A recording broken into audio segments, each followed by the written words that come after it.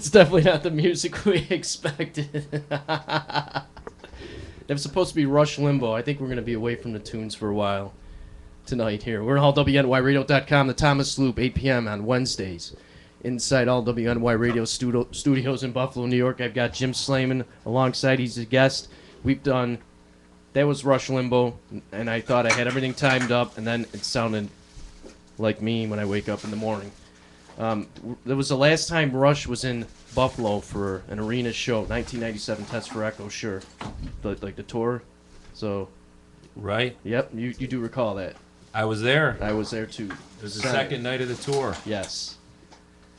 What's going on? Not much, Loop. Good to be here with you. Same here. Now, what was that sound effect we heard coming in? That was going to be Rush Limbaugh from the Test for Echo CD. That was their last tour in which they were in the arena. Right. Yeah. That was kind of a throwaway song, in my opinion. Yeah. Probably best that it didn't come through. Jim Slaiman has a bunch of paraphernalia here. He's going to be talking about concerts, the industry, how it works. He's also the owner of Premier Sounds DJs. Am I saying that properly? You are saying that properly. Go ahead and plug your business. You know what? Let's save the plugs for later. I want to talk about concerts. You really want to talk about concerts right now? Loop. That's why I'm here. Okay. Yes. Because you're here. I brought the idea to you. Yes. I'm glad you ran with it. I just thought it would be fun to talk about some shows. We said it's going to be about the concert industry, the entertainment industry. What do I really know about that? What do you really know about it? Aside from being a fan, not very much. Well, we're going to find out later. We got 8:15. About 3 minutes from now, we're going to call Kate McGowan of YNN. She's a reporter there. We'll ask her about if she's worked stories for the concert industry, but she's a reporter for YNN. The wild card is at 9 p.m. That's Jeremy Hoyle. He's working at the Trout for, I believe, ESI. ESI is what they're called down there, but he's also part of the Strictly Hip, several other bands that he does in the area. 9:30, James Ventry of the motion picture Crimson, which debuted at Dipson Theaters over the weekend. James is one of the main actors in the show, in the movie for that, and we'll be talking to him at 9:30. Once again, we're on iTunes, we're on Ustream Live. You get to see my nose, but you get to see this good-looking stud straight forward. I mean, look at that camera. Look at that. Number here to call is 716-402-4218. We've got Noah Goki for some reason. Just tidying up. He's more than welcome to join us. After all, he's the guy that steers this entire ship. Noah's Ark is heard at 6 p.m. right before here at allwnyradio.com, the flagship show. You can say that 5 times fast. And all right, well, we'll talk about concerts and your thoughts. You brought paraphernalia. Let's go. All right. Well, just to kind of set things up, we mentioned it when we first came on. I came to you with this idea. We talked about concerts a lot off the air. With Rush coming to town on Friday and playing the actual arena for the first time since '96, I thought it would be fun to actually go on air, talk about some shows, reminisce a little bit, talk about what a great area this is for concerts, whether it's local shows, national shows, regional shows. There's a lot of live music going on in Buffalo, Western New York. And we got Toronto an hour and a half this way, Rochester an hour that way. There's a lot of stuff within a 2-3 hour radius. So we get a lot of national acts coming through here. Now, you brought basically a small version of what we called back in the day a Trapper Keeper. I have like several tickets here. Like, name one show that resonates as soon as you open one of those books, the ticket album. Open it right now and just point one out. Well, Loop, I think we should start from the beginning. Okay. If we're talking about memorable shows, there's nothing more memorable than your first concert. What was your first concert? Which was Kiss and Ted Nugent back at the old War Memorial Auditorium. And that was, let's see here, January 24th, 1988. I believe I was 13 years old. I got it for a Christmas gift. How was that Christmas gift? Oh, it was unbelievable. That's all I really wanted to do was go to a concert. Probably starting 3 or 4 years before that. Always been a big music fan, Loop. Unfortunately, being the firstborn child, I kind of had to wait. You know, it's one of those things. My brothers were going to concerts at 8 years old. Right. So once I had to wait a while. But Kiss and Ted Nugent. And I'm just looking at the promoter here. Magic City Productions. Did you research that at all, or is it just the name that's sort of... I didn't research it at all, but that's one of the things we were going to kind of get into was the way the concert business used to be regional. Now it's national and probably international with Live Nation doing a lot of the promoting around here. You know, it'd be interesting to know who was in Magic City Productions, who was that producer back in the day. I'm also noticing the price of the ticket here, $16.50. For a concert in Rochester, New York at an 11,000 seat arena. This was actually here in Buffalo. Oh, the War Memorial, or is This it? was Buffalo Memorial Buffalo Auditorium. Memorial. Yes, I misspoke. That's okay. But $16.50. Who are you seeing for $16.50 these days? Any act that would play locally in the bar. Yeah, Any probably. any way you look at it, would probably be that. You know, I'm noticing the second concert here that I went to, November of that same year, 1988, Striper and Hurricane. They played Shays. Wow. And I got to thank my uncle Jim Marasco, who took me to both of those concerts. Thank you very much. My father was probably not too interested in rock shows back then. I'm trying to think, my uncle was probably 30, in his early 30s, which Yeah. you know is younger than me at this point in my life here. But those are two great shows, and I want to make this topical for you, Loop. Right. Being a big fan of track and field. Yes. And I was thinking about this as I was kind of flipping through this album earlier today. January of 88, I saw Kiss. November of 88, I saw Striper. And what was the big event that happened in between those 2 months there? Well, the Seoul Olympics in 1988 and the Ben Johnson thing. You would almost think I set that up, which I did not. I was Yeah. curious if you'd jump on that right Yeah, away. the 979, that ESPN 30 for 30 that has eluded me for so long. The past couple of weeks, I've yet to sit down. I recorded it on DVR over a certain company that provides to certain customers, and it had no audio on it. So I'm sitting here watching. I'm looking forward to this to see what it would be like to be 12, 13 years old, looking at this today, 37 years old, and what would my emotions be right now watching this unfold in front of me? Like, guy runs 979 for 100 meters, and then our American finishes at second, who claims to be clean, and this guy's not clean, and then how does that turn out? So I'm still waiting for that 30 for 30. I still have yet to see it. So you have not seen it yet? I have not seen it yet. I didn't know much about that story until Yeah. I did watch Yeah, that documentary, those 30 for 30 films. they're awesome. I'm a casual sports fan. I can't say I'm a big sports fan, but I get sucked into those films. They're really good. They're really good. I'm still waiting to see the Brady Six. For whatever reason, Time Warner won't put that on demand. Brady 6.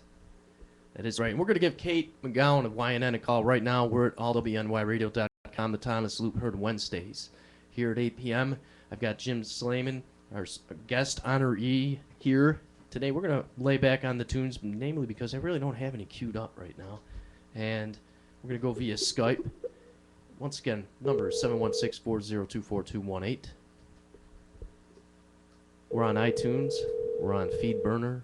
We're streaming live on Ustream. And we are on iTunes. Hello. Said that once. Hello, Kate McGowan of YNN. How are you?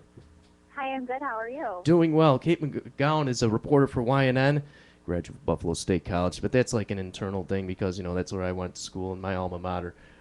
Great to have you aboard here. We're talking concert industry. We're talking concerts historically in the Buffalo, Western New York area.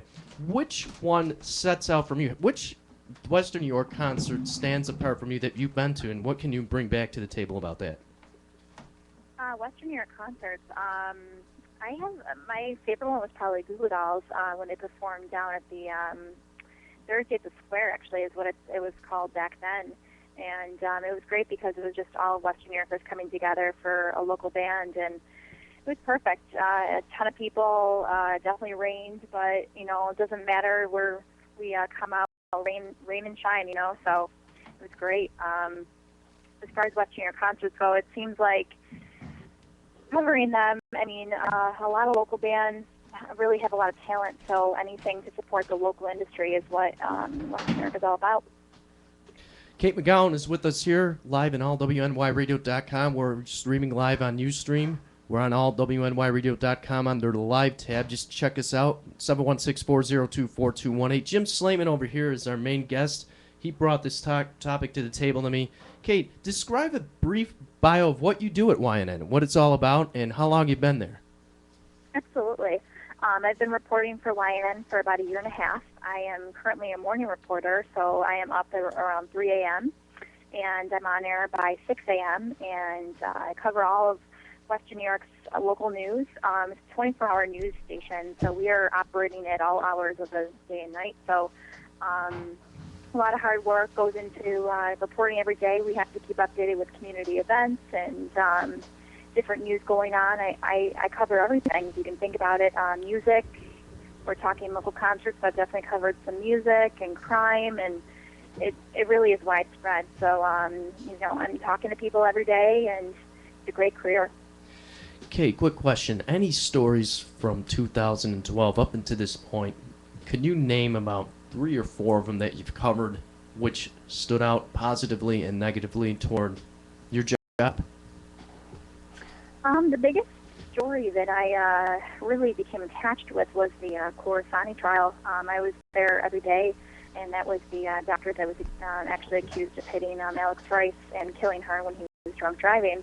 And, it was definitely a learning experience for me. I'm a young journalist. I'm 24 years old, so it really hit our community hard when he was found not guilty, and it really spread across throughout the world, actually, that verdict. So just being there every day in the courtroom and seeing his reaction to finding him not guilty and being able to talk to Alex's parents really was a great learning experience and a good experience for me as a journalist.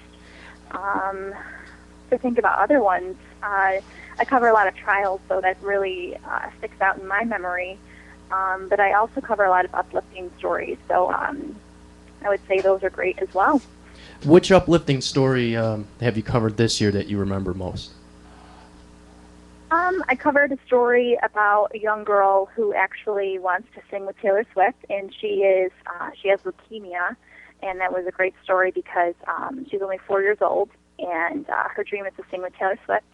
So I was able to interview her, and we're trying to help make that dream come alive and happen. So I definitely like to cover more uplifting stories and positive stories, but of course I get the other end too, where I have to report on some pretty gruesome things. So it's definitely widespread, but I prefer positive. Yes, it's very good. Can we access that story on the YNN Buffalo website? Would we be able to access the Taylor Swift story? Absolutely.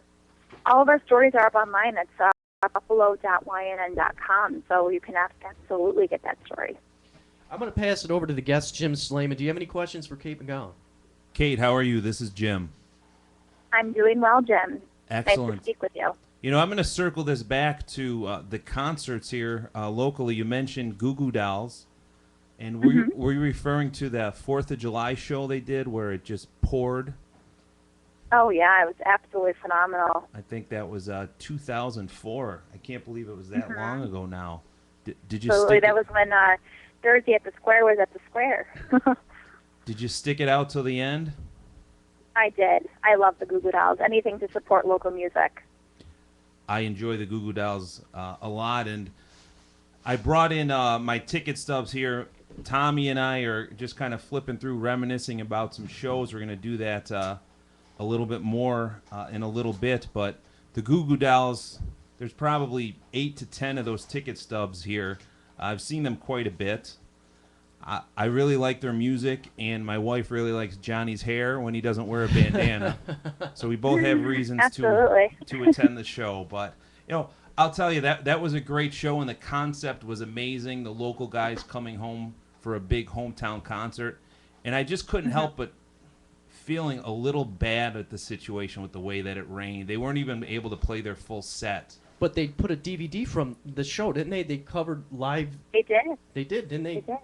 They did put the DVD out, and I actually had a friend who was involved with the promotion of that concert and the filming of the DVD, and I remember him just telling me afterwards, we hope we have a product we can put out, because that was really what was going to fund it, was selling that DVD. And the cameras going down and the rain just coming on like you couldn't imagine. They were afraid they weren't going to get a finished product, but luckily they ended up doing that. And watching it back, you know, and kind of have fond memories of that moment. But being in the moment, you're thinking, I got to get out of here. But you know, well, that's the beauty of Western New York community, is that, you know, you stick it out through to the end, and it really is a great product. A lot of great local music. No doubt. I mean, that could have been a much more monumental moment, I think, if the weather was better. They were expecting maybe 30, 40,000. They probably ended up more with 10 or 15, but it was a great show. They pulled it off. Absolutely.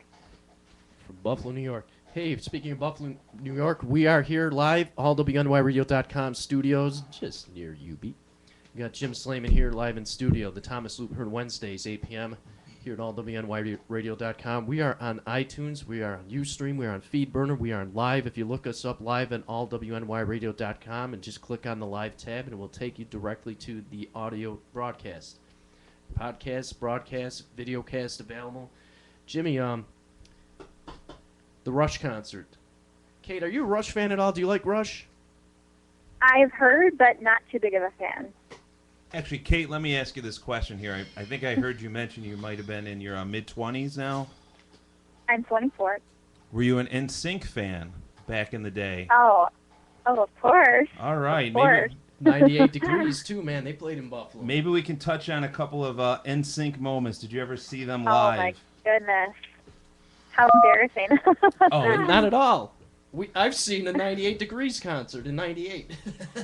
Well, I'm glad that you can openly admit that, because so have I. When you get to be Tommy and mine, when you get to be our age, you don't get embarrassed too much. I think I've got 2 or 3 concert stubs in here from NSYNC. I saw them at the Ralph back in 2001, I think. 2000, I saw them at HSBC Arena on the No Strings Attached tour. And then I think they played one more time at the arena before they unfortunately No puns. disbanded. I know. You know, then became the monster that is JT. So, Is- man. Is YNN covering the Justin Timberlake marriage at all from over the weekend? I wish we could. I would be the first reporter on scene if so. But yeah, I'm a big JT fan. Me too. I like JT a lot. Big fan of his. Yeah. And the 6-carat ring she has, I mean, come on. That's just crazy. Envy. Yeah, exactly. YNN reporter Kate McGowan is just with us live here. Her bedtime is actually now, so thank you so much for coming aboard. One more question. Yeah. Absolutely. This weekend, Don Hines. Can you explain did I say that properly, the last name? Don Hines, he's a sports reporter for YNN-TV. And he works on set, or does he work the beat? What does he do? He's actually a sports anchor on the weekends and a cool. sports reporter during the week. So he does both ends there. And the man has expressed interest into a 5K event that happens every year in Niagara Falls, New York, in Gold Island, Niagara Falls State Park. He emailed me. I believe we texted back and forth briefly about it. We're trying to get him in the race because it's already capped off at 500. Just any message you could send to him, please hold tight. We're going to try our best to get him in. Absolutely, and it's a great event from what you've been telling me. A great,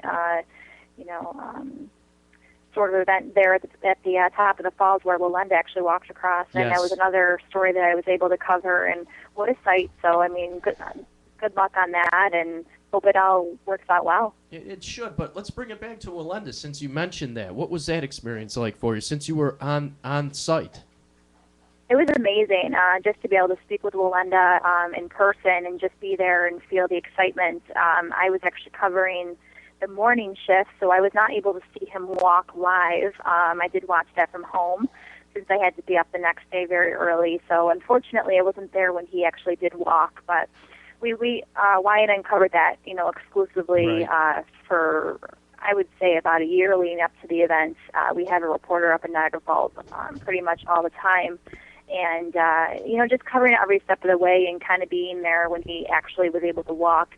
It was just a wonderful experience. It really was a great thing for Niagara Falls and for Buffalo as well. Right, and having them sign on with ABC was the clincher to get it televised nationally on ABC with a couple of real legitimate reporters with Hannah Storm, and I believe Brian Kenny was the other one that covered the show live. Oh, absolutely. It was definitely great. It was unbelievable. Just meeting them too. I mean, I was able to meet people from the BBC, CNN, ABC, GMA.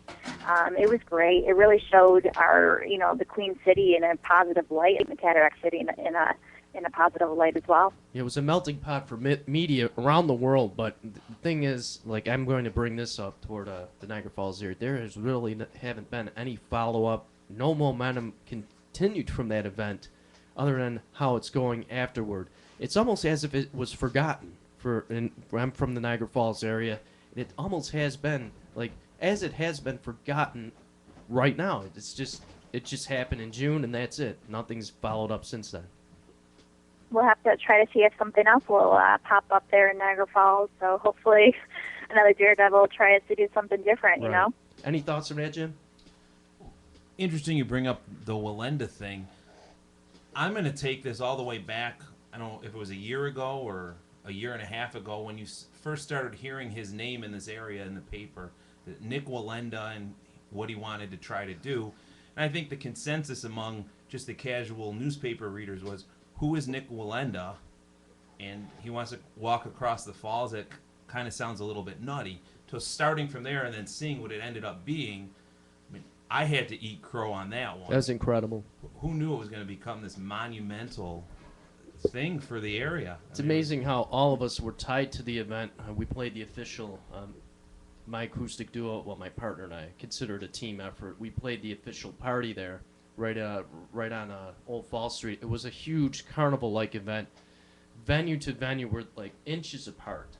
They had a circus-like thing, a break-dancing table, a dance floor. It was crazy. People on unicycle juggling, and they had local establishments selling their great product, their subs, their sandwiches, their burgers, their pizza, and it was right next to each other. And you brought that up, Kate. It was great. Everybody joined as one, and yet everything remained local, but it was projected across the world, across the country. And like I said, my most disappointing part of the whole thing is nothing has really happened since then. There's been no follow-up, and in fact, there's been money requested from the Wallenda party to pay back, and I think it's been dismissed since then. Do you have any recollection of that? Yes, I do actually, and I do believe you are right with that too. He was sort of requested to pay for all. It was a lot of money and a lot of manpower that went into having this event take off like it did. So I think there was some money requested. I didn't really cover the story too exclusively, but yes, I don't know if that's even an issue anymore. Kate McGowan, thank you very much for your time tonight. Absolutely. Well, I'm going to get to bed and be up on air and at 6 a.m. tomorrow. So you're welcome back. Stay tuned to YNN. Yes, you're welcome back anytime here. Thanks again. All right. Well, thank you very much. Thanks for having me. Take care. Jim, your thoughts on the overall interview? It's about 15 minutes. She gave her time up to here. A voluntarily done show here at allwnyradio.com. We got a reporter from YNN to talk to us. It's nice all the topics that you do cover on your show, going from concerts to Ben Johnson to Nick Wallenda. Who thought that would come up? Right. Although I guess when you get a reporter on the show, who knows what topics are going to come up. But real quickly on the Nick Wallenda thing, and I think Kate really drove it home when she mentioned the international media that she got to interact with. I mean, this was an international story. And as I mentioned, when you first started hearing rumblings of this a year and a half ago, myself and I'm sure there's plenty of people in this area that were thinking the same thing I was. It's a nutty idea. Who is this guy and what's ever going to come of this? Right. And it was just unbelievable. Now, you kind of mentioned in a negative tone loop, and I don't mean to use that word That's negative. okay. That's what I was going at. Nothing's come of it since then. Yes. But it was amazing. It was I was amazing, a part of it indirectly, too. I mean, what can really come of it? It was a great event for the area. we've got plenty of positive things, in my opinion, going Okay. on in Niagara Falls. Let's take away the whole Seneca Right. payment issue. Yeah. I understand that's a hot topic in the city, but you've got the culinary school that opened Yes. up. Lots of good things happening in the city. There really are. Yes, and Old Falls Street again. And I was employed by Old Falls Street last year all summer musically, and just to be able to, like, I'm saying in general as a city as a whole, to accept such an event and almost pull the plug 2 days before it happened, and then it occurred, and then it happened, and then they're requesting money from a guy that siphoned, like, within a 30-40 mile radius of southern Ontario and western New York, millions and millions of dollars to the economy, and then they're asking for a mere 25 grand or something of that sort. To me, that gets to me. In my opinion, who was asking for that money was the city. If I recall, they almost have to be on the side of the taxpayers. I mean, they've got, how shall I put it, Loop? Protocol to follow. Protocol. I mean, they have protocol to follow. It was worked out. I don't think it's really a story anymore. You keep bringing it up and keeping it out there. That's right. So I think that's a reason that it won't die, is there's a certain contingent of people that will keep that out there. But at this point, I think it's a non-story. It was a great thing for the city. I think there's going to be a lot of good to come of it in the future. I think so too. I do. When is the last time? This, to me, is a singular historic event in Niagara Falls, New York, in the history of the city. I mean, to me, It was. that's what amazes me, that there really has been no sort of momentum off of it. But you have the culinary school. I remember that coming about and working somewhat in the political stance of Niagara Falls, working for was on the board of managers for Niagara Rises Incorporated. I did all the PR and so on and so forth for them, and I caught wind of that, and I thought, awesome, because you figured you're literally right at the border, and you're going to get every sort of nation possible tour during the tour season from May through September there, and they're going to check out this place, and there's going to be restaurants available and everything on site, hands-on training, no pun intended, with the food and all that stuff. I think that's incredible. I think that's huge for the city. Well, Go ahead. Here's how I'm going to sum it up. The Wallenda thing and what's going on in downtown Niagara Falls. I remember being a kid, and the big thing to do in the winter time was to go down the Festival of Lights, the skating. Awesome. Maybe there was monster trucks or even wrestling in the convention center. Yep. And there was things going on. There Yep. was activities. That was the thing to do. Festival of Lights. That went away.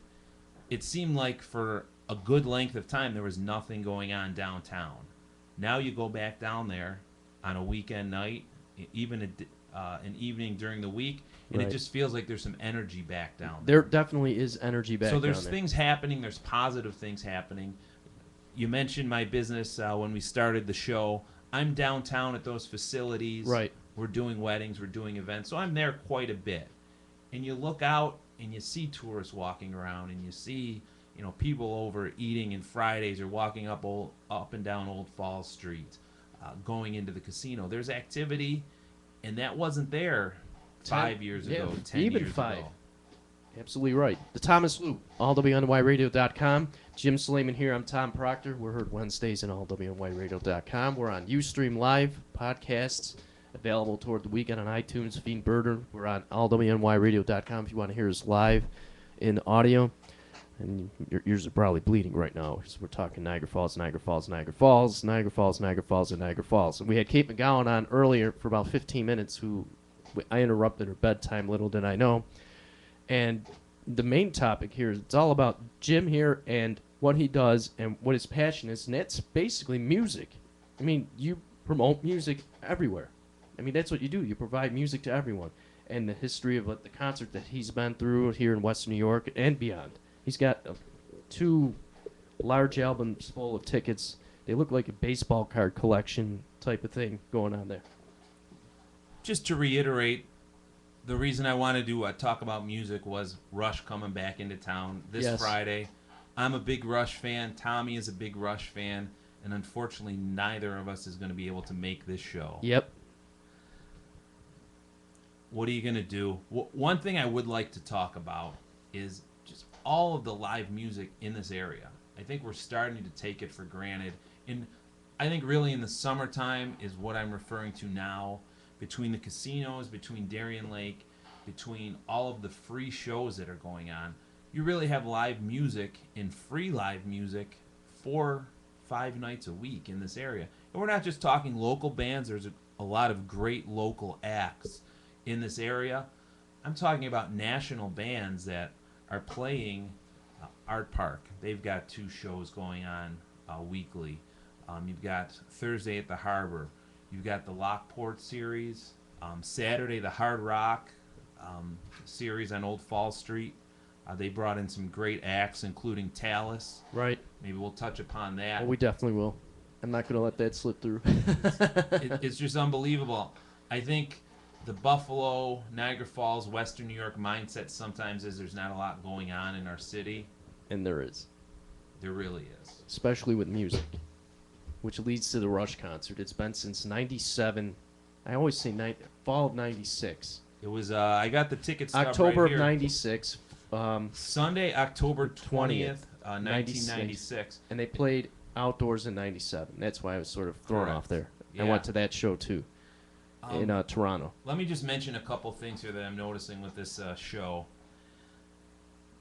The ticket price was $35, and Yep. that would put me in section 115, row 16, seat 21.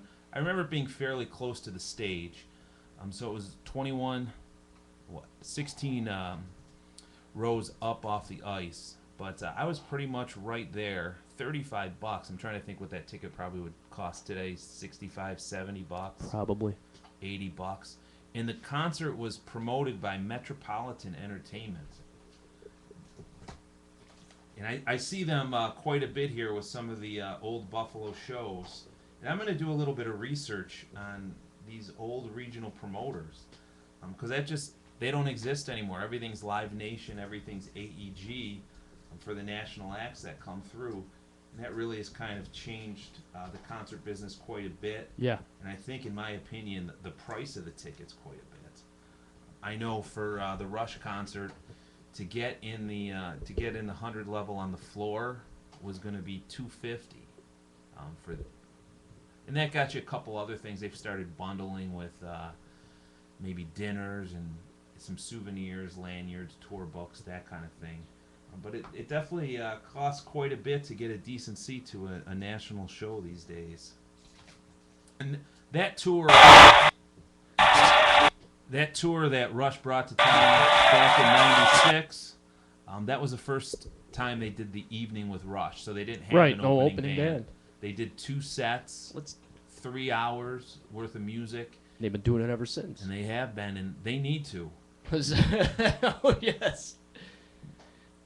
I found something here archived from that tour. We were there. Let's hear how it sounds here at allwnyradio.com. I may pull the plug on it for sound quality purposes. This was from the former Marine Midland. Now it's called the Marine Midland Arena. Now it's called the First Niagara Center. This is Half the World.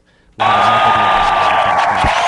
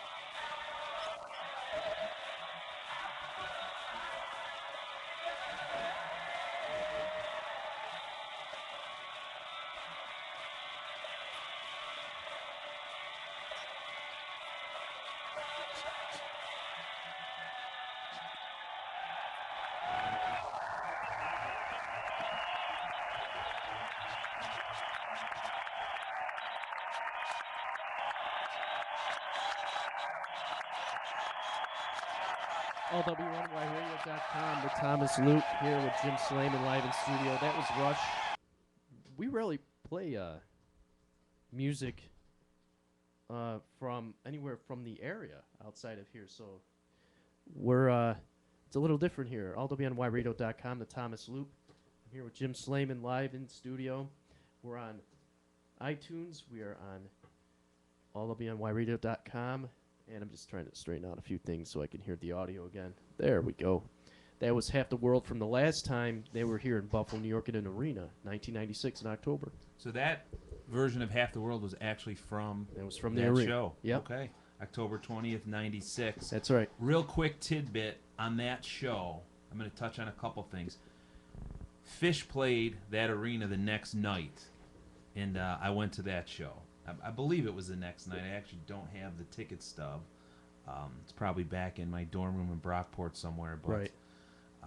And this was the second show of the tour. They actually started the tour the night before in Albany. Yep. And two of my buddies from the Brockport days came. They went to the Albany show, then drove to Buffalo to go to the Buffalo show with me that next day.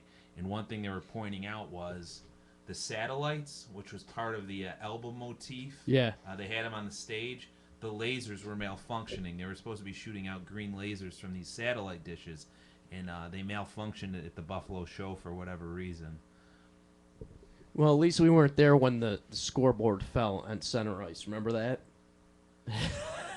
It was just a month before they put the new scoreboard in. That is It true. collapsed on center ice. I was center about 10, 20 rows out. Center. So it happened at an event. It happened before the event, about a month out.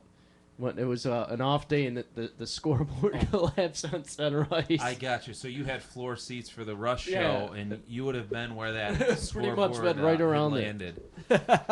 You know what's interesting about Rush right now, and again, we've been fans for quite a long time. Myself, me from the Presto album. Yep. Is when I really started to get into them. I think that would be about the same time. Yeah. And those are one of those bands. Before I got into Rush, I was into my first record ever was Def Leppard, Pyromania, Hall & Oates. What else did I have? I had Duran Duran, Arena. Of course, everybody had Michael Jackson, Thriller at That's the right. time. The glove. And then the turning point for me, rock and roll wise, was Motley Crue. Getting into Motley Crue and Cinderella and Iron Maiden, all those rock hair bands, if you will, from the 80s. And then I took that turn when I got into Rush. Yep. I was almost ready for a change. And I never look back. I mean, they're my favorite band. I love music. I love all kinds of music. But if I had to pick one band, I think it would be Rush. Yeah, I would say it's my number one, my number 1A. It's only because of their guitar players, The Edge from U2. But it's my 1A. But one is definitely Rush. Without question here. You're in the Thomas Loop, heard him. This is the first time we've ever done anything like this, reminiscing concerts from the past. Jim Slaiman brought it up to me a few weeks ago. I said, let's go with it. And I'm really enjoying this right now. We had Kate McGowan in about 20 minutes ago. She gave us a nice 15-minute interview. She's welcome back anytime. The podcast will be on iTunes toward the weekend. We'll be on demand on Ustream once this broadcast concludes. So I'll be able to post this on my site. Jim will post it for you, too, once I post it on his on Facebook. I'm on Facebook under Thomas Loop TM. Just look it up, as well as Twitter. And Jim, back to Rush, man. I wanted to finish a thought from that show. If I recall, and I could be remembering wrong, attendance at that show is a little bit sparse. A little bit. I remember the lower bowl, the 100, 200 levels, being full along the sides and then kind of being empty at the opposite side of the stage. Yeah. And then not really many people being in the 300 section of that show. It kind of is like, you know, their popularity was waning a bit at that time. And it's amazing the resurgence that this band has had just in the last couple of years. It's unbelievable. I mean, the release of Clockwork Angels was number 2 behind Usher. Right? Number 2 behind Usher. Right. And put that in perspective. I mean, their albums always debut fairly high in the top 10 somewhere. Regardless, in the country, number 2 behind Usher. No, I hear you. Yeah. But I don't think it's their new music that's driving their popularity. It's like, what do they sound like now? It could be trivial. If you were to go out and get the CD, my point, your point is, all right, they sound awesome. They morph. They went through the synth stage, then they went back to guitar with Test for Echo. Then the thing with Neil Peart happened, and then Vapor Trails. They brought out the Different Stages tour, then Neil Peart again, and then Vapor Trails brought a whole new array of guitar layered tracks and Geddy Lee layered vocals, the bass being more of a backdrop, more of an intense album. And then came Snakes and Arrows, and you're like, whoa, what's going on here? A little bit blown away off the first track, and then it sort of eases off, and then bam again, and then the Time Machine tour till today. I'm blown away by Clockwork Angels. I think it's the best CD they made in about, man, I can't even recall, since Roll the Bones, maybe. It's definitely good. I'm hard pressed to find a throwaway track on there. Yeah. And you can't say that about Test for Echo, especially. I mean, there's some strong songs on that record, but there's a lot of throwaway tracks, in my opinion, as well. Which ones would they be? I don't like Limbo. Okay. I don't like Half the World. What was that one song? Color of Life. No. It had to do with technology. Driven.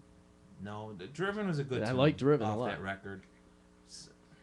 Virtuality. Yes, there you go. I like the bass lick and Virtuality. guitar lick on that. It's note for note. That- I like the music. I don't like the lyrics, but specifically, I really enjoy the lyrics and the layout of the music. As a Rush fan, that song has always bothered me. The vocally, maybe, I don't know, but I really like the progression of like how the guitar and the bass sound and all that stuff. I really enjoyed that part. Maybe it was just the name of the song itself. Well, it's the dawning age of the internet, and I get that. it's kind of weird. It was. get It's that, but- hard to stomach the lyrics, but the music to me is phenomenal. It still bothers me. Yeah. But interesting regarding Rush, Presto, as I mentioned, was the first album I really got Yeah. into. And then hearing Tom Sawyer and working my way forward from that era. That's kind of my progression with Yeah. the band. Presto was my first exposure. Hearing Tom Sawyer, then getting into those records, Signals. Love Signals. You know, those 80s synth records. I just assumed that that's what the band was all about. Roll the Bones came out. That was a pretty good record, Yep. I thought. Even Counterparts. Very good record. Very good record. And then, of course, they seemed to go away for a little while. Yeah. Well, no. 2 years after came Test for Echo, Yes, and then Test there was for that Echo, gap. Then they went Studio away. wise. But Test for Echo, I remember thinking, I don't like this as much as I wish I was liking it Yeah. on first listen. And then they went away. Then they started putting records out again. And I just kept waiting. Each album they put out, I wish there'd be more synth. That was my era. You're still begging for it. And it's not It's coming. not coming back, dude. It's not coming back. And it's interesting as a fan to watch the documentary they put out a couple Yeah. years ago, Beyond the Light Stage. and listening to Alex Lifeson reminisce about those albums they put out in the 80s and talking about how he felt his role was becoming more and more diminished. And Ironically, the founder of Rush. I mean, that's the guy that keeps Rush going. Larry Mullen's the owner of U2. Like, these bands that continue to strive today, a lot of these guys aren't the frontmen. Like Lifeson, the guitarist, the drummer of U2. And then you look at Van Halen, Eddie's the guy, and he's switching this guy and that guy, and they sort of fizzled out. well, You know what I mean? That's a A whole, whole other different show, topic, but I just in wanted and of just itself. to put it in perspective. Sure. Lifeson is Rush. Sure. No, I hear you, but it was interesting. There's that one little segment where he goes, "What about me? What about me?" Yep. Talking about those 80s records. And I have fond memories of those albums. Those are my go-to records, really. Yeah. Especially, I love Signals. Signals is Presto and Signals. This New World Man was the tune that got me into Rush. Yeah, That was the single tune. yeah. I love Scars. It's a great tune. Unbelievable. Red Tide. We can go on and on. One thing I would like to touch upon, since we're not going to be there, and I really hope they do a second leg of this tour. Me They're too. finishing up the first North American leg here. If they do a second leg, I think there's a good shot they'll play Rochester. Maybe we can catch that show. But they're playing the last tour they did, which did not hit this area, actually. Yeah. I actually went to go see it in Maryland. But the Time Machine tour, which is almost a greatest hits tour, and they played. Presto. Well, yeah, they did play the song That was Presto. awesome. But they played Moving Pictures in its entirety. Yeah. But they played a lot of the big hits. If you go to see Rush as a casual fan, the songs that you're going to expect to hear. And this Clockwork Angels tour is completely the opposite direction. They've really put a lot of those big Rush anthems aside, and they're playing a lot of the B songs. Their opening was Subdivisions. Love it. Big Money, playing Force 10. Those are 3 meat and potatoes tunes of their tour. No doubt about it. Grand Designs. Yep. Body Electric. Great. Territories. The Analog Kid. Bravado. We could It's do a without staple. that. It's still a staple. I don't think so. Where's My Thing? Come on. You don't like Where's My Thing? It's okay. When you think about Rush instrumentals, at the time Roll the Bones came out, you had YYZ at that point. So It's Getty grooving with the bass drum, though, man. It sounds pretty. I guess. I just don't think it stood up at the time. And who am I? Yeah. Who am I to nitpick We're gonna Rush? De Niro. of Who course? am I? Yeah, exactly. But Who I am. I'm just trying to think. There's better songs I'd like to hear Right. On this album. And Far Cry, in my opinion, they can give that a rest. You know what? I think we're in for some red tide. like it, allwnyradio.com.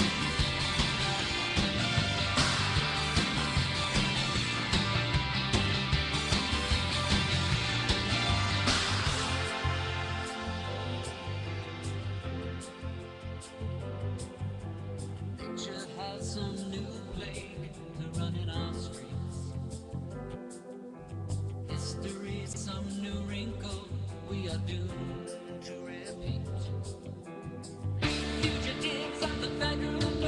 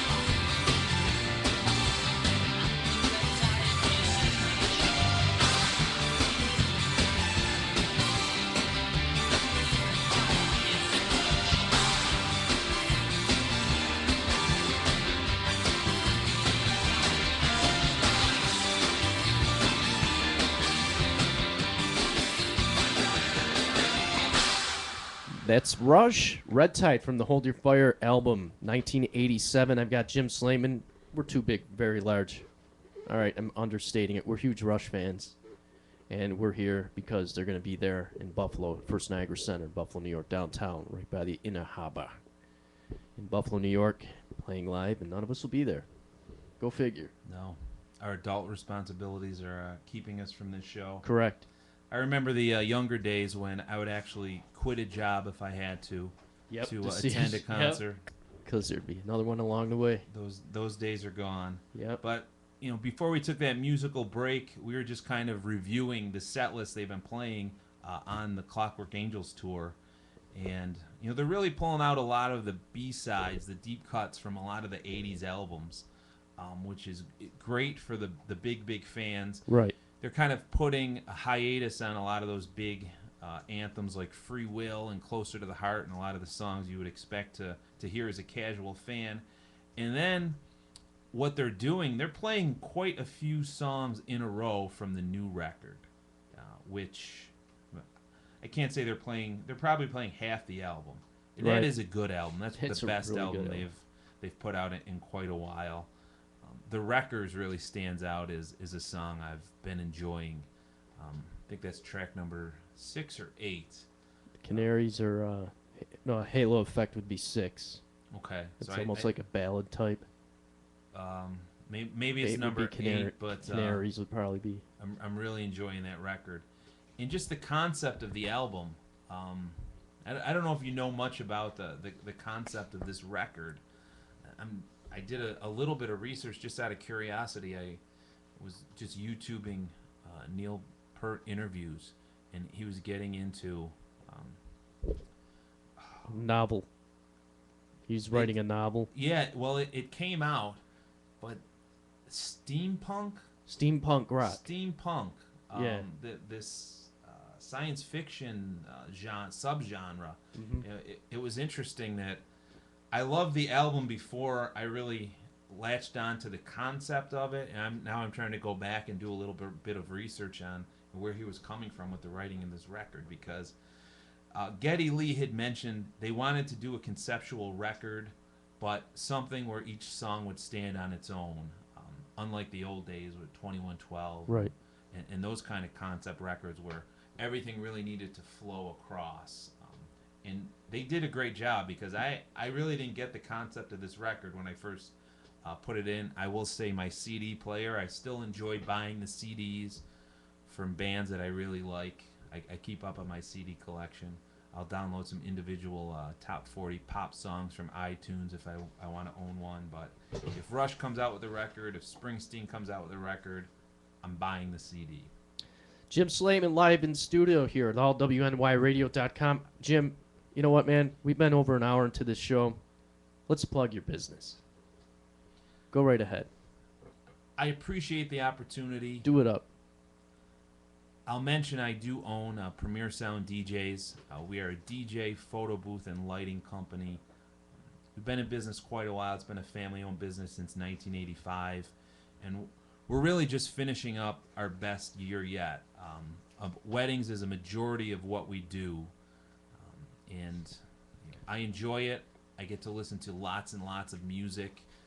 Rock, Rush especially, is the music I enjoy listening to for my own personal enjoyment. Jimmy's also a musician. He fails to mention, but he's humble in that aspect, a bass player by trade. Recovering musician. Yes. I don't play much anymore. Right. When that fork in the road came for me, I kind of took the recorded music route. But what I do with the DJ business, I really am forced, for lack of a better term, to keep up with all types of music. Right. And I really do enjoy all types. Country, pop, rap. But I really love rock. I grew up on Kiss, Rush, Motley Crue. Those are my bands. We're going to call Jeremy Hoyle right now. He works for ESI out of the Trelf in Buffalo, New York. And we're in the Thomas Loop, 8 p.m. We're reminiscing concerts. I mean, Jimmy's hardly grazed the surface of his ticket book here.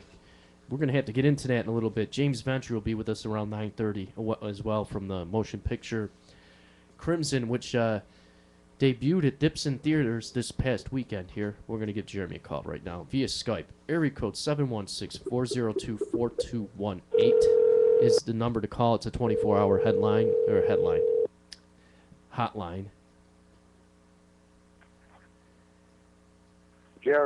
Jeremy, Tom Proctor, Thomas Loop. How you doing, buddy? I'm doing well, Tom. How are you? Doing well. Hey, we're discussing concert industry, and I figured you'd be the guy to call regarding that. You work outside from the Trout, as well as you're always into the business from all aspects. Jim Slaiman here is our guest. Jim, do you have any questions toward how the promoting works toward Jeremy Hoyle and what he does from the Trout? Hey, Jeremy, it's good to talk to you. Hey, Jim. Tommy and I have just kind of been reminiscing about concerts, Rush especially, with them coming to the First Niagara Center this Friday, and Tommy and I both being big Rush fans. And Right. the one thing that I'm noticing as we're flipping through some old concert stubs from the 80s and 90s is just some of the old names of the promoters that brought shows to Buffalo back in the day. Right. Metropolitan Presents, I'm seeing a lot. Magic City, in those old regional promoters, and how that's kind of gone away, at least for the big acts, and how it all seems to be Live Nation now. And any insight you can lend into that would be great, because that's a topic I'm kind of fascinated with.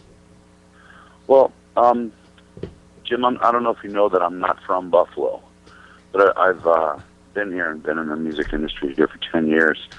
However, it's kind of a thing that's going on, in Canada and the United States and right around the world, is that, the Live Nations of the world and the House of Blues of the world are basically the ones that are doing all the big stuff and swallowing up all those regional promoters. But at the same time, Live Nation is also in the record business now.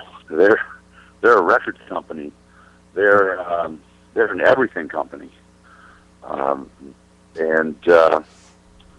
So now what you have is a lot of smaller promoters like you have here in Buffalo with where I work at ESI and guys over at Fun Time, and it's unfortunate and fortunate at the same time. Yeah, and you mentioned you're not from Buffalo, but I guess no matter where you're from, that concept is taking place. The big regional promoters going away, the way of the national and international promotion companies. Yeah, I think it's a phenomenon right across the business world. It's sort of, it's the whole big box phenomenon. It's Home Depot came along and ate up all the independent hardware stores, family-owned hardware stores, and Live Nations has sort of done the same thing. So that business model has worked for every industry. Jeremy Hoyle is, unfortunately. yeah, Jeremy Hoyle is live with us, allwnyradio.com, a repeat visitor. Thank you for joining us again. Jeremy, how's everything going with yourself, your bands, your projects? Doing well. Strictly Hip rolls along, and that does well. We're doing a lot more private and event stuff with that these days. Still doing a lot of club work. And as far as my little original thing, I'm going to be doing my CD release on December 21st at the 12th. And that's sort of a finally kind of thing. And it's almost a release to get it out as opposed to a celebration. It's taking me quite some time. But then, onwards and upwards. The original music thing is more of a hobby, and a very expensive hobby, and very time-consuming hobby with no financial gains or none expected. But it's fun, and I'm doing it for the same reasons I've always done it for. Just put a smile on people's faces on the weekends. Jeremy, how much regarding the time frame of putting together this entire CD, the album, and to put it to fruition in December, what's the time frame you've been looking at, and how long has it really taken you to get it to that point? Yeah, it's been 18 months, and it's probably been finished for well over a year. It's just finding the time to do it correctly, Right. the way you want to do it, and having the money to find the time to do it correctly. So, and then that's what it always is. You know, life gets in the way, and but it's going to get out, and I'm looking forward to it. And then, you know, we're going to do something else with it. Any questions, Jim?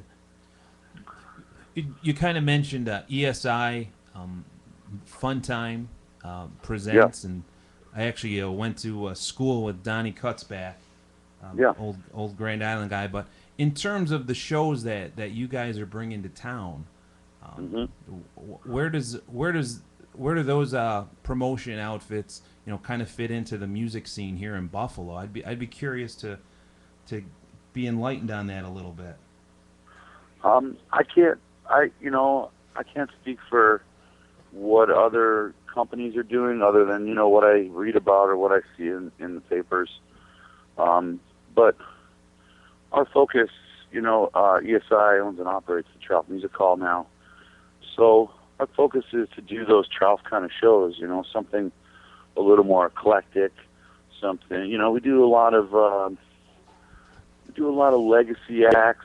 We do a lot of jazz. It's a certain type of show that goes there. And, you know, we've always done a lot of Canadian rock bands. We just had Sloan there this weekend. So, you know, I guess everybody has their little niche in things, and, you know, those lines are always really blurry. Jeremy, do you have going back in January, Jeremy had this brainchild in mind called the Buffalo Guitar Heroes, and the first installment was incredible. I was gladly enough to be a part of it. I saw 2 of the 4 acts that I knew personally watch perform, and the show was at capacity, if not beyond capacity at the Trout. It went remarkably well. And the second installment I was unable to make, but I've heard through you that went incredibly well, just as well. Is there a third one? And what brought the concept about to you and put this to work? We are going to do a third one. Not sure on the date yet. I want to get that done before the end of the year. The concept sort of came together. You know, for me, it was you know, two of my friends took part in the first one with Bruce Wojcik and Jamie Holka. And what Jamie does was sort of the impetus for it, because the opportunity to play with Jamie a bunch of times and see him a bunch of times, and it was more of a you know, a light bulb went off, like, people have to see this because it's so unique to Buffalo. Yeah, it's just unique in general, and so from there, you know, it kind of grew into this. There's a lot of other dudes that need to get seen too, and so I, you know, just started like putting together this idea of a multi-genre sort of thing where these guys who I've always admired and guys in our office had always admired, and just put them together and sort of see what happens. And yeah, it works. You know, it's cool and it's fun. Was. And we did the same thing with sax players last month, where we took 4 different genres of you know, guys that sax players that played in 4 different genres and put it together, and it was a fantastic success. So yeah, it works. You know, people will go out to see virtuoso performances of local players. You give them a great stage to play on, and you know, you promote it as they are, and they're stars. You know. Jeremy Hoyle live on us with allwnyradio.com, the Thomas Lupert, Wednesdays at 8 p.m. We are streaming live on Ustream. We are online at allwnyradio.com under the live tab. You can hear us on Pirate Radio. We're also going to be on podcast toward the weekend on iTunes. Jeremy Hoyle, thank you very much for joining us. Thanks for having me, Tom. And Jim, nice to talk to you. And we'll talk again soon. Take care, bud. Jeremy, it was great to talk to you. See you soon. Jeremy Hoyle, allwnyradio.com. Strictly Hip, Jeremy Hoyle, soloist, original artist, guy that works with the industry. I mean, he's right in the middle of it. Absolutely. A guy like him, I really could ask questions to all night. I just love the business side of the music industry. And again, as I mentioned earlier when we first started, what do I really know about it except for what I can absorb from reading and from talking to people that are actually immersed in it every day and actually doing it. Everybody kind of has their hobby, sports and football and baseball and whatnot. And mine is music. And Jeremy's a guy that I could just rattle off questions to all day. And you know what? I got to have so much respect for people like Jeremy who are doing music, And being able to. making a living at it, doing Yeah. what they love. And he kind of mentioned the time and the financial commitment that you have to do original projects especially, but having the tenacity to keep at it and do it just because you love it so much and find a way to make a living doing what you love. You got to have a lot of respect for that. The number to call is 716-402-4218. It's also a 24-hour, 7-day-a-week hotline. Give us requests. You want to be on the shows? We've got 4 of them for you. We've got Candyland Countdown at 6 o'clock. Scat Jones at 8 on Tuesdays. Wednesdays, we have the flagship show of allwnyradio.com. That's Noah Goki, Noah's Ark, and then followed by myself, Thomas Loop, heard at 8 p.m. on Wednesdays. We are the first ever internet show to win a Western New York Music Award for Best Broadcast, beating out 20 other stations, and I credit that to All WNY Radio. We won as a team. It's the first time that it's ever happened, like I said, mentioned before, and it was over like Steve K from The Edge and AM and FM stations, and there were all 4 of us were up there. Noah Goki's show was in second, so we're obviously chipping away at the stigma of internet radio. Jimmy, any thoughts on the concerts you got over there? I want to mention one thing that Jeremy mentioned that was interesting to me and really kind of conceptualized the promotion business these days. We keep talking about the regional promoters that have gone way of national and international promoters like Live Nation. And he said it's no different than what happened with the big box stores, Home Depots and Lowe's and Best Buys, really gobbling up all the mom and pop shops and just being one big company. Same thing happened to the concert industry. So that really kind of drove that concept home for me. So thank you, Jeremy, for that insight. Jim Slaiman live in studio, the Thomas Loop, allwnyradio.com. We're streaming live on Ustream. You get to look at this beautiful young fella's face all day long. 24 hours a day, in fact. You can just click on the tab once the show is over.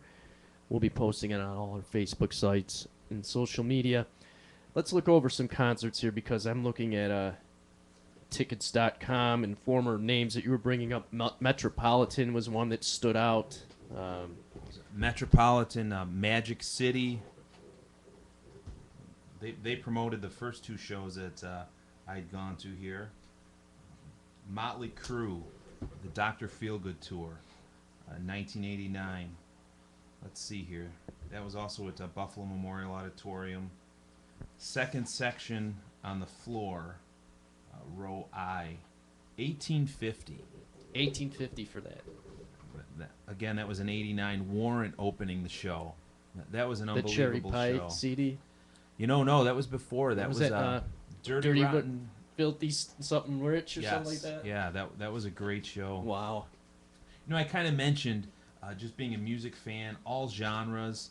So I'm going to rattle off some other shows that are kind of mixed in here. Okay. The Club MTV Tour, Keep going.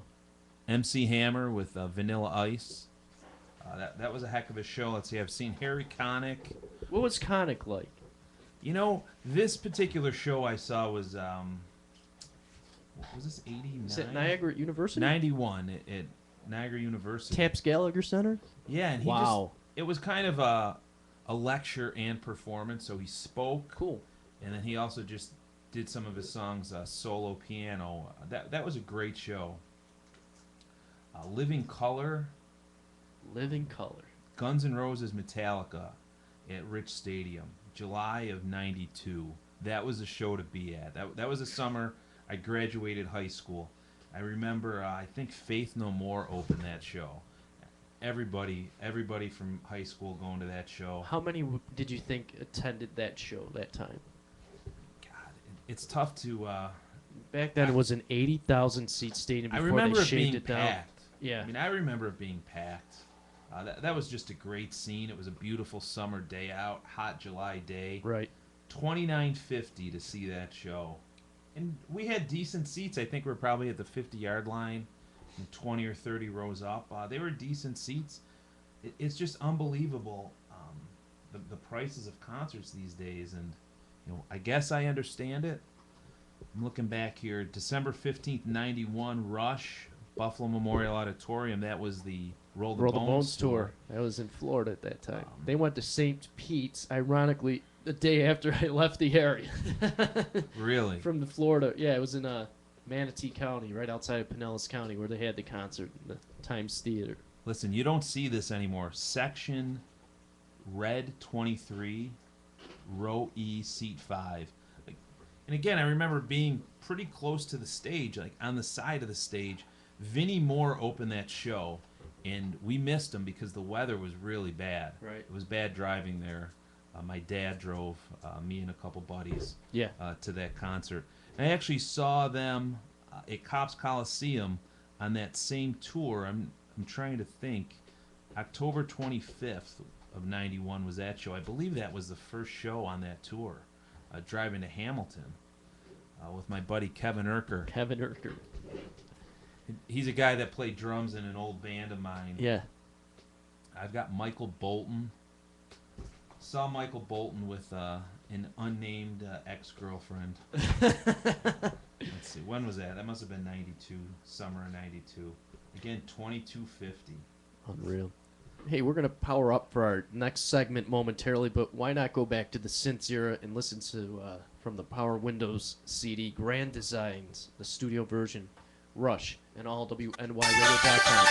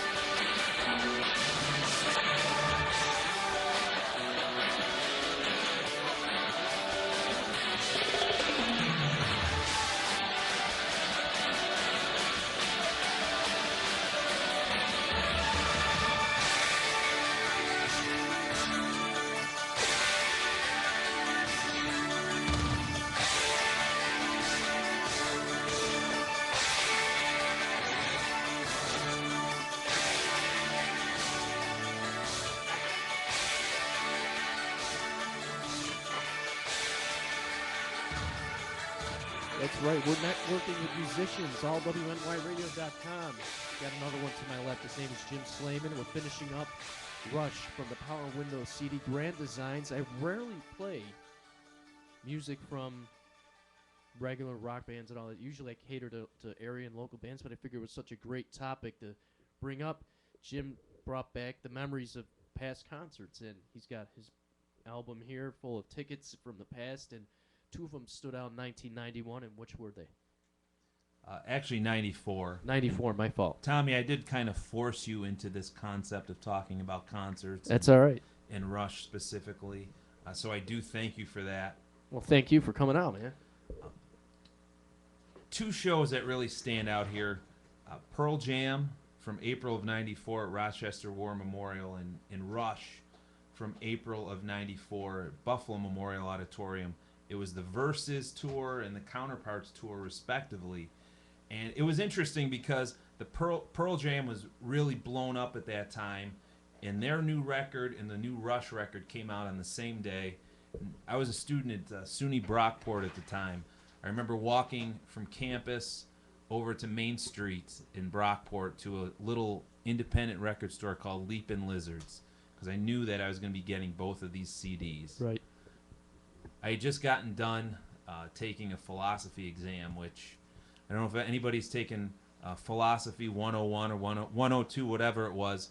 In my opinion, the only way to pass those essay exams was to stay up all night and just memorize everything, go regurgitate it, and then go crash. But before I went to crash, I just walked straight to Leapin' Lizards, got both of these discs, got back to my dorm room, couldn't wait to listen to them. I'm trying to think when those records would have come out. That would have been maybe Rush would have been toward the fall. 93. Yeah, fall fall of of 93. 93, and then both of them came out in the fall within a month or two. The tours came in April. Yep. And one thing that really stands out for me with this Pearl Jam concert, I remember walking up the middle of campus after class one day. It must have been March.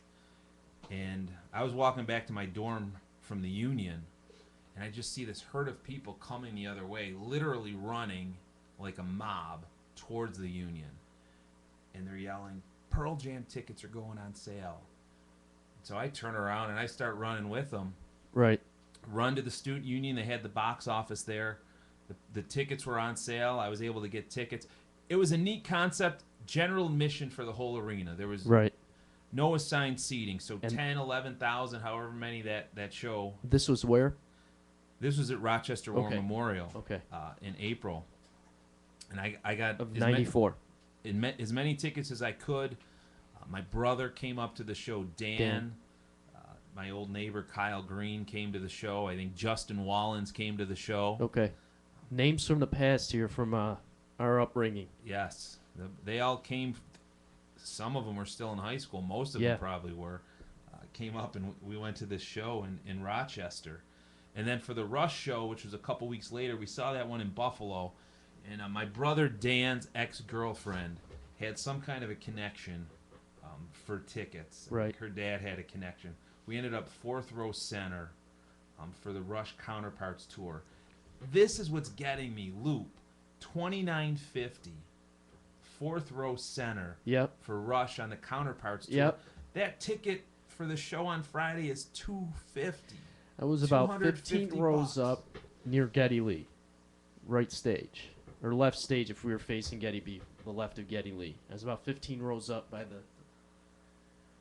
I by the can't pillar. get past that. I'm sorry. I'm it's hyper crazy. focused on Yeah, the I got price it. of shows. That's unbelievable to me. I wish I had an inflation calculator. It's remarkable. I mean, you're not even... I mean, that's 18 years. Over 18 years. And then it's from 29 to probably 2.5. $29.50 to $250. Yeah. I'm not complaining. That's just incredible to think back. There's certain bands I will pay top dollar to see. Rush would be one of them. Just can't make this show. Right. So, like we said earlier, hopefully they're going to do a second leg and we'll catch them in Well, Rochester. Right. One thing I remember about this show, Candlebox opened, which I thought was kind of an... It was interesting to me. Yeah. I mean, you almost think they'd open for Pearl Jam instead. But they were both on Atlantic Records, so Right. I'm sure that was the reason for doing that.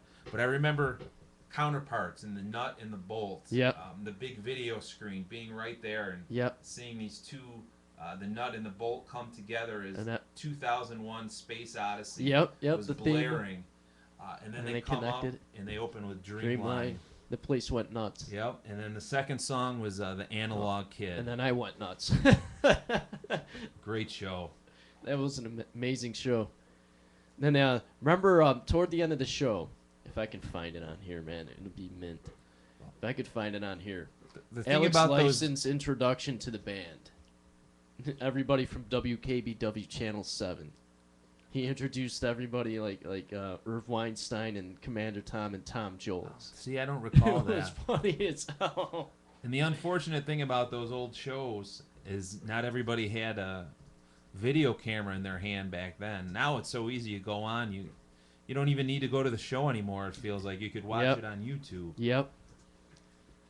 Wow. allwnyradio.com. Before I research the song, I'm going to get a hold of James Ventry, former professional boxer, now professional actor out of the Niagara Falls area. He's been coming a long way with his acting career, and Crimson debuted at Dipson over the weekend. He's one of the main actors. We'll get him to talk about it here in the Thomas Loop.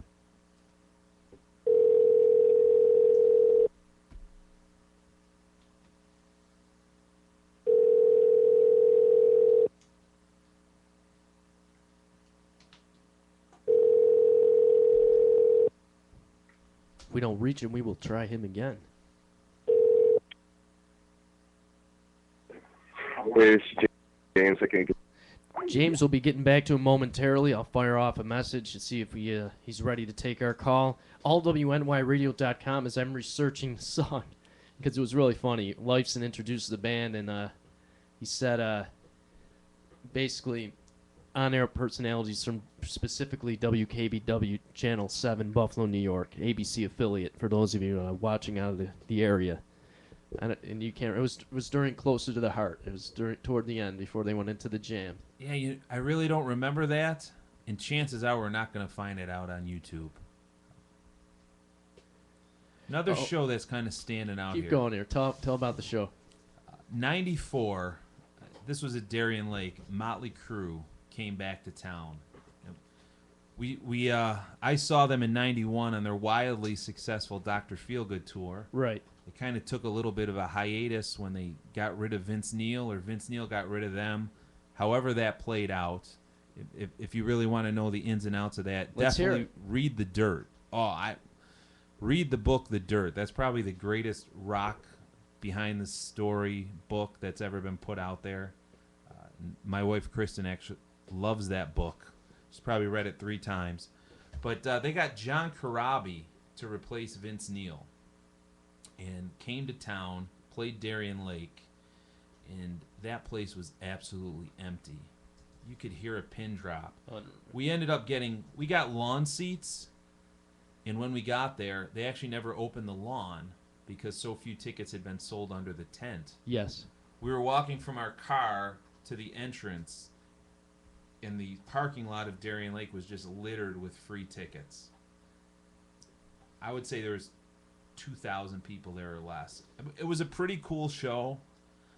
And I guess the thing with Motley Crue and the thing with me then, you kind of get a little bit older, your musical tastes change a little bit. So we're starting to get into other bands by the time the mid-90s come around. But it was Motley Crue. I was still a fan of the music, so I did want to go check out the show. But their career really took a dive at that point, and I was there to see it firsthand. Hey, James just informed me he's ready to receive the call. allwnyradio.com. We're going to try it again. Bless you, fine fella. Jim Slaiman is with me in studio. We're discussing Rush and the history of the concerts that we've seen over the times and how the price have variated, how they sound, and how easy it was for them to access the memories from it. And we're almost done with the show. We got about 20 minutes to go. 716-402-4218 is the 24-hour-a-day, 7-day-a-week hotline. You can give us a call. We rarely get calls during the show, but after the show is where we get all the hits from it. So here we go. We're going to give James Ventry a call again.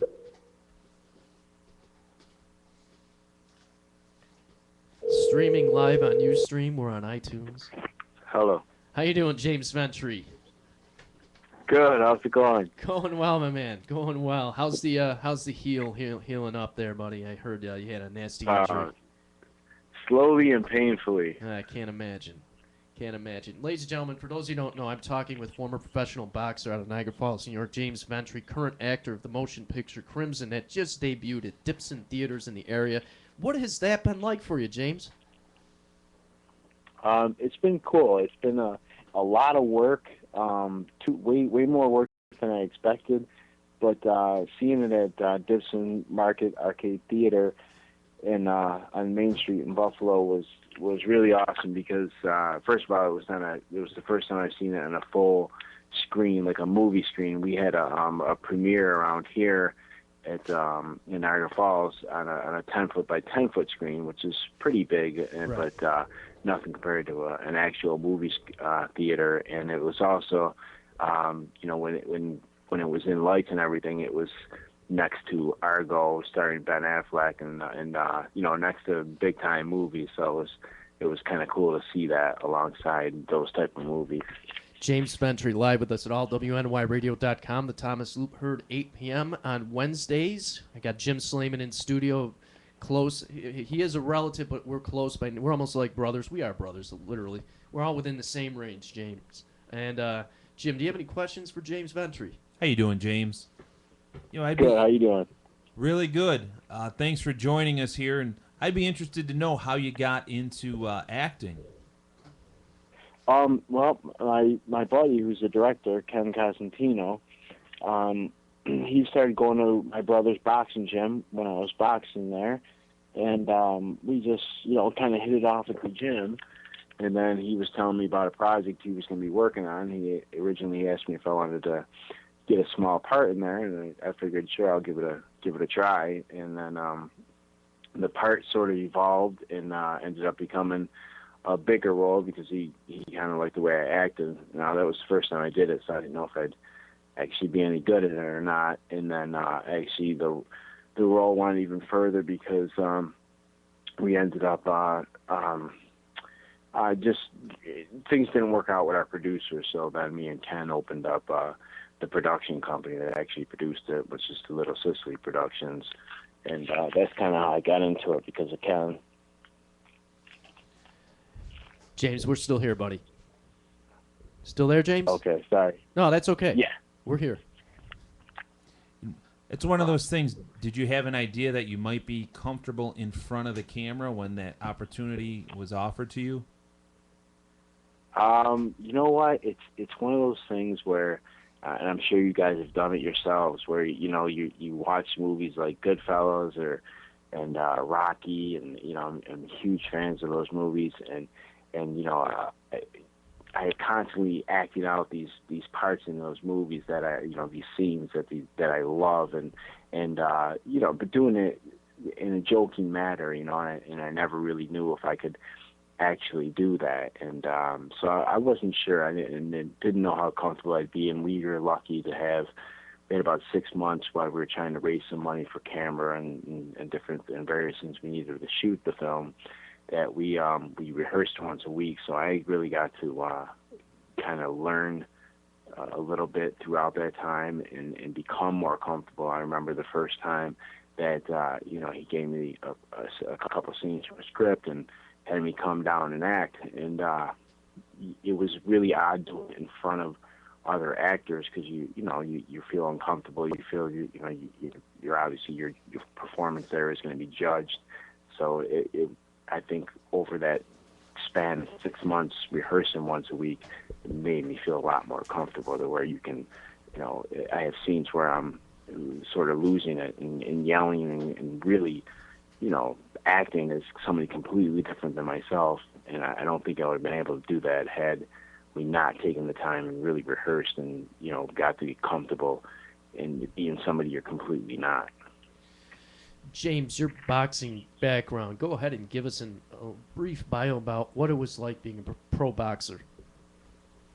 It was fantastic. It was something, boxing is something I've always loved. The sport itself, So when I got involved at a local Y and started going to the gym, and it was something where I sort of I wanted to go pro much earlier than I actually did, but I always kind of stayed focused on school and always made sure I was in college and whatnot. And I fought amateurs while I was in college, and then had the opportunity to turn pro with Ray Casale, and did that, and it was just a great experience. And then I got to fight in California probably 10 times or so. I've gotten to fight at I'm a huge Pittsburgh Steelers fan. I got to fight in Heinz Stadium. Nice. I got to fight at Madison Square Garden. So for me, I would have liked to have more time. As far as I was somebody who you would label me as a journeyman boxer, which is somebody who you'll call up 2 weeks before a fight or a week before a fight and say, hey, you want to fight such and such at such and such a place, and I'd say yes, and you're off to fight, So you're never in the optimal position, but for me, it was definitely about the experiences. I've got to travel all over the country fighting and meet some fantastic people and meet some bigger names in boxing, from Freddie Roach to a couple of the bigger refs, and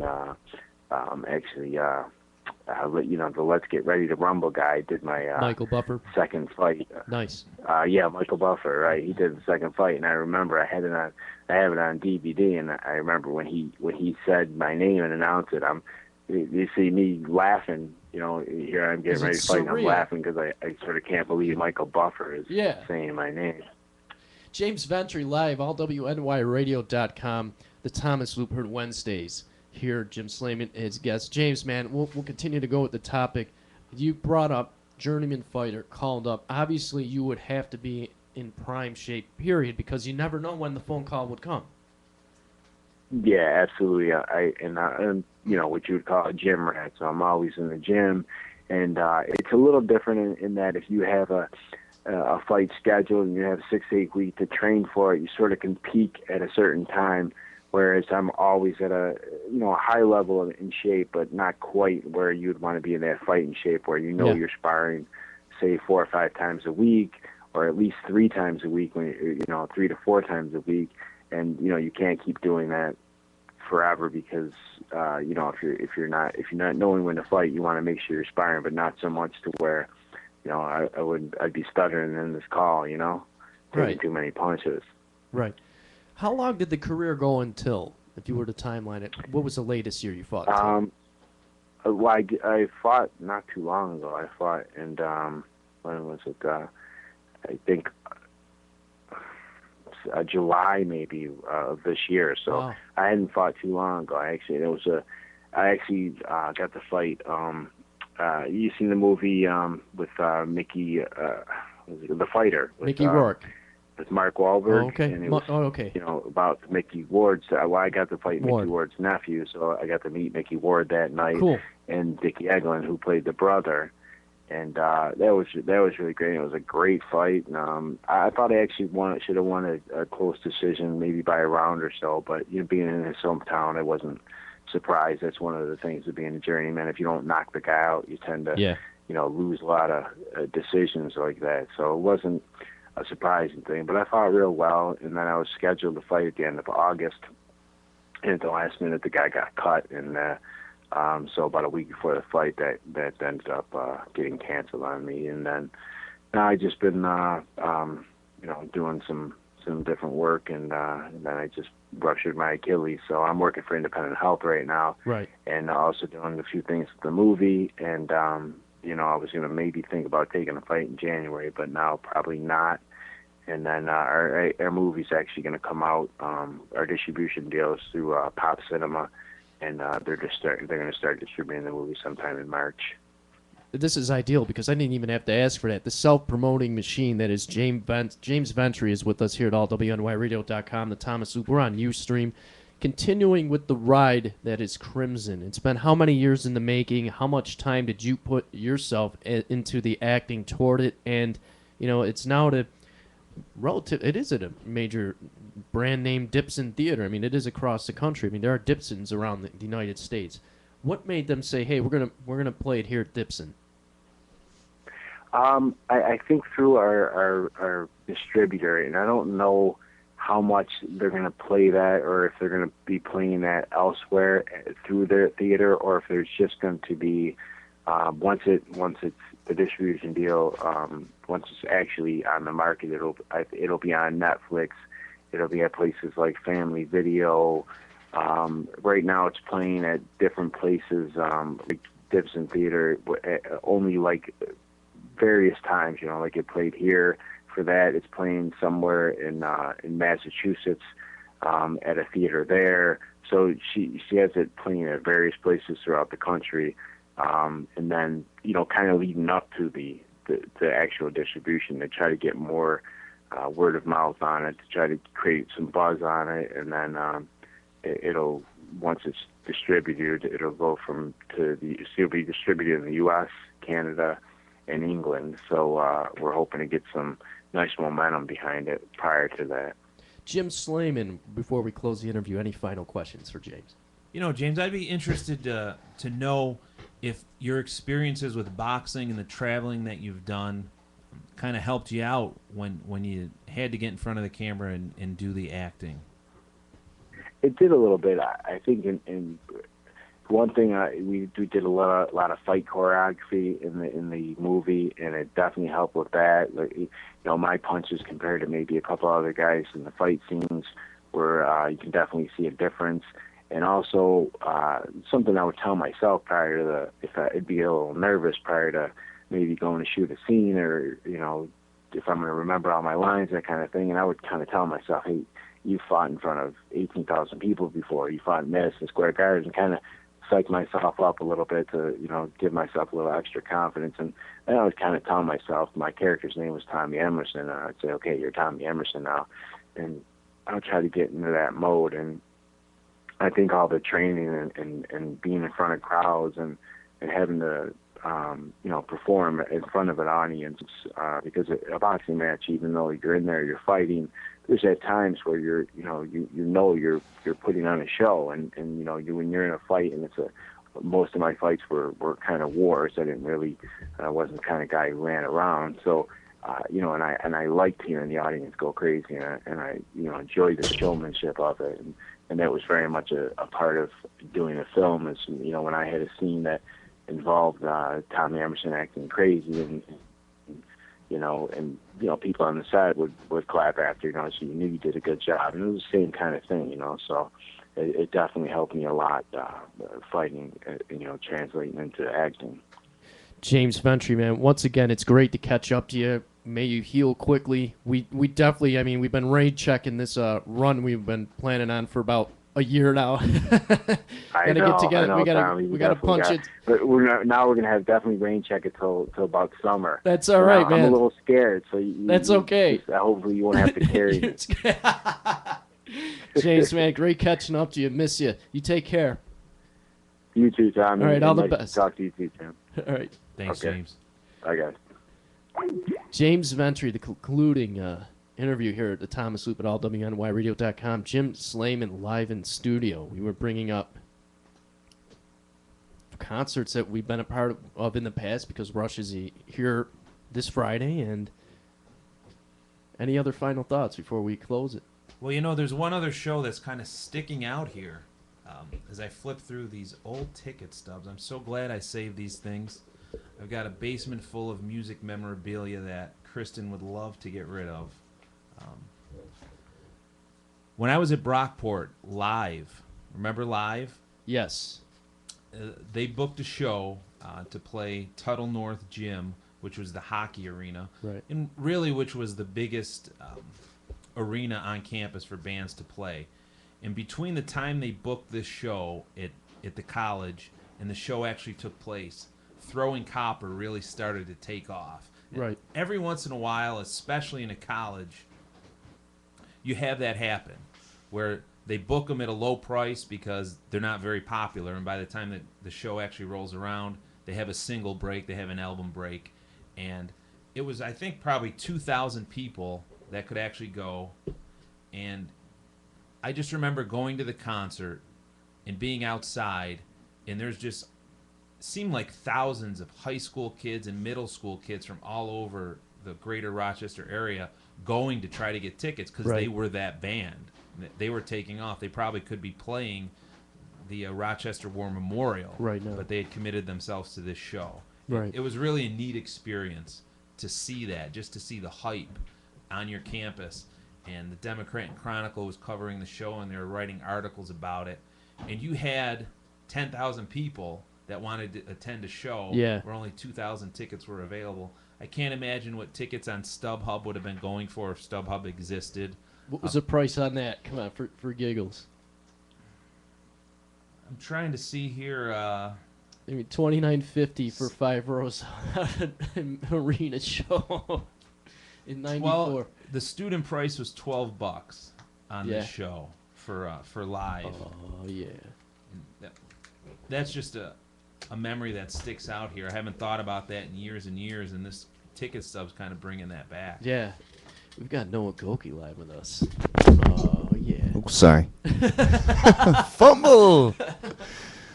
Not very experienced with this radio stuff. No, definitely not. He only owns it. So, thank you for having us, even though you had a night off. Thank you. Yes, it was a good night. I tidied up the studio a little bit. Power you for cleaned the that, rest of Noah. the house. You're welcome. Thank you, gentlemen. Any upcoming gigs for Noah Goki and the Skulls? Let's see. Yeah, we're going to be playing the Thanksgiving Eve show at the Hard Rock in Niagara Falls with Whiskey Reverb and Well Worn Boot. That should be a great show. And this weekend, actually, Kennedy Carpool is going to be at the 48 in Cheektowaga at 4 o'clock for an early show. And then later that night, we're gonna wheel it out to Olcott and play with the Young Sons. Nice. Oh yeah. Yeah, and then we'll be at the Ice House in Niagara Falls, November 24th. Yeah, Jabba's Justice. That's right. Corner of 3rd and Main in downtown Niagara Falls. And it's over for, I believe her name is Loretta Jo Gates. Yep. Jabba's Justice. Benefit for a good cause, Yep. so come on out. Gentlemen, man, Jim, thanks for coming out. Finally got this thing off the ground, and we'll be on live on Ustream. We'll be recorded on Ustream momentarily. Noah Goki, thanks for having us here on an Thank off you. day. The Thomas Loop, allwnyradio.com on Wednesdays at 8 p.m. Thank you very much. Until next time.